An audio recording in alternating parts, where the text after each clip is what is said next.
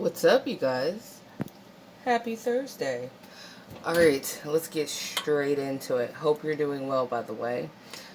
I titled this video, Hello Mercury Retrograde, Goodbye Narcissistic. I'm not going to say supply. Narcissistic assistance. Okay? Now, what do I mean by that? If you don't know what Mercury retrograde is, regardless of your beliefs, check it out after this video. Look it up. It is, we are in it right now, by the way. So, that narcissist, okay, they have gone through what we call a tower moment. A tower moment being a moment where everything explodes in their face. Alright? I know you think, well, I haven't seen that. Of course, you're not going to see it. Alright? You might see it, but don't sit there and get distraught if you do not see it. Because don't believe your lying eyes. What you don't see is still happening whether you see it or not. That's that if a tree falls in the forest type shit. Does it make a sound? No, not if you're like millions of miles away from that bitch. But did it fall anyway? Yes, it did. Right? And this is what they're going through. What they're going through is all of their relationships, all those false, fucked up relationships that they built on lies are crumbling down to the ground. Not only are they crumbling, there's explosions all in their face. Right? And they do need help. They need a lot of help. They're actually miserable, depressed, fucked up, suicidal, and some more shit. Broke. Right? Spiritually, mentally, emotionally, physically, financially broke and broken. Right? They desperately want to reach out to your ass because you were a real one. And they know that. They might have told you were some trash, some shit, had the infamous smear campaign, right? But that smear campaign is actually on your side. Now, how can a smear campaign be on my side? Like, what the fuck? They said all this nasty shit about me. Yeah, they did. But it's who they said it to that matters. Why? Because those are the people, the same people that they need right now. They need those people right now. And because they broke you down, right, they cannot go back to those people that they pretended to have a nice life around. They pretended to these people their life was great. It was amazing. They didn't need anything. They were financially hip to the game. They're great. Groovy, right?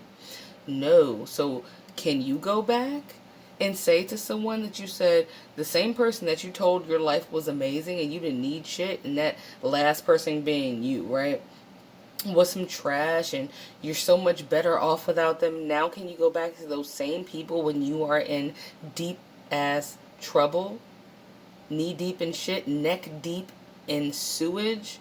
Can you go back to those people and say, man, I really need some help? I'm actually going through it right now. I'm actually broke right now. I actually hate where I live right now. I actually am with someone that's even more toxic as I am right now. Right? No, they're going to be like, well, what happened? I thought you said your life was the shit. So they stuck themselves, right? And what they did was they burned down a shitload of bridges to good people that led to good people. And now what they are stuck with is the bullshit lies that they told, which is equivalent to an alligator-infested moat on fire. And they have zero tools to be able to cross it. Because that bridge, along with all the other bridges that are surrounding or even nearby, they are burned to the ground. Right? So now, like they said, I think it's on a movie called A Bronx Tale. It was like an Italian mafia / movie with something else anyway. But he had this one saying where he told these guys to leave, and they wouldn't. And so when he locked the doors to kill them, he said, now yous can't leave. Now yous can't leave, right? That's where the narcissist is right now. Now they can't leave. Where are they going to go? All the family that may have supported them, they shit on. Can't go there. They definitely shit on. They can never come back, right? All those fake ass friends that they lie to, they can't tell them the truth, so they can't get help from them. They are surrounded by nothingness. They're surrounded by fake people. They're surrounded by their own lies. They're surrounded by all the burning beds that they made for themselves. And they don't want to lie in any of them. So they're just in the middle of a burning room, aren't they? And they wish that they could contact you. But they can't take that back, can they? So if you are thinking like, when is things going to happen? When is karma going to hit? Karma's been hit, baby. Trust and believe. There is no bad deed that goes unpunished. If you don't see people get punished here in this realm, you trust and believe when they close their eyes for the final time ever here in the third dimension, oh, they're going to wake up in a whole different scenario, and it's not going to be pretty. It's not.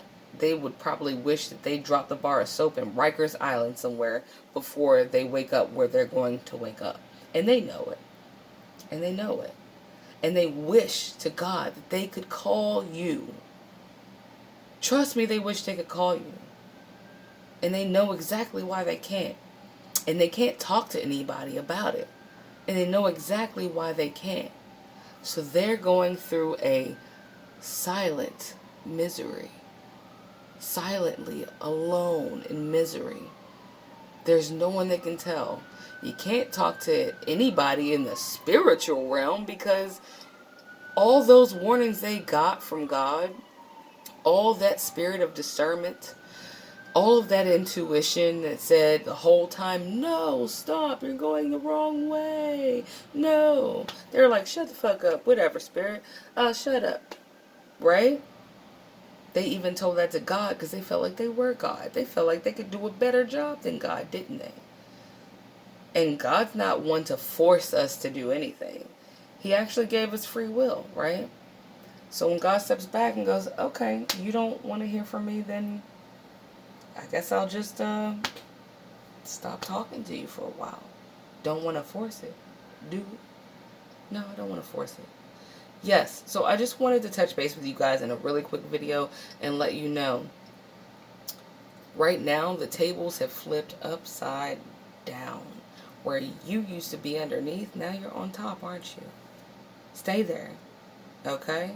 And do not fall for it, because the minute you help someone that is like that, you are saying to God and your own self, your inner self, your own soul and spirit, that you don't give a shit about yourself. And I'm hoping that's not the case. If it is, fix it. As in yesterday. It should have been fixed. Okay? Because it's going to end up like a story. Of course, that age-old story about the frog and the scorpion, the frog and the snake, all that shit about how the frog helped this predator cross a river, and the predator promises not to bite them, and then as soon as they get across to the river and the predator gets to dry land, it bites and kills the frog and laughs as the frog drowns. And as the frog is drowning, the frog's going, but you said you wouldn't sting me. You said you wouldn't bite me. And then at the end, the predator goes, bitch, you knew I was a snake. Bitch, you knew I was a scorpion. That's how it would be if you help them. It is not your job to take away someone's karma. It's not your job to be a barrier in between the bullet that's got their name on it.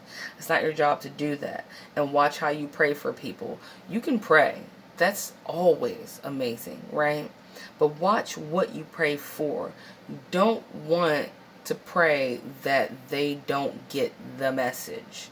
You don't want to pray that nothing happens to them. You don't want to pray for stuff to happen to them. Let me make that clear. But you don't want to try to stand in the way of that. Because no one learns how not to fall unless they are allowed to fall down. Anyway, I hope this was a positive message to you, and I'll see you guys very soon. Yeah. All right. Bye.